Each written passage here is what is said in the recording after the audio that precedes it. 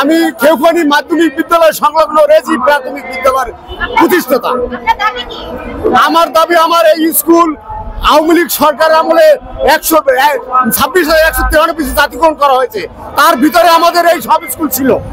আমাদের তারা খোঁজ নিয়েছে, গোপনে গোপনে খোঁজ নিয়েছে, কে আওয়ামী লীগ করে, কে বিএনপি করে, কে জামাত করে।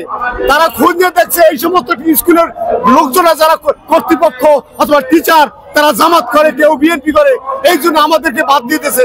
আমাদের স্কুলগুলো তখনকারই জাতিকরণ ঘোষণা দেওয়া হয়েছে এবং গেজেটে আমাদের স্কুলের নাম আছে, সবকিছু আছে। আজকে এতটা বছর আমরা অর্ধাহারে অনাহারে না খেয়ে এখন আছি। আমাদেরকে পাঠদান থেকে বিরত করে না, কিন্তু আমাদের বেতন নাই।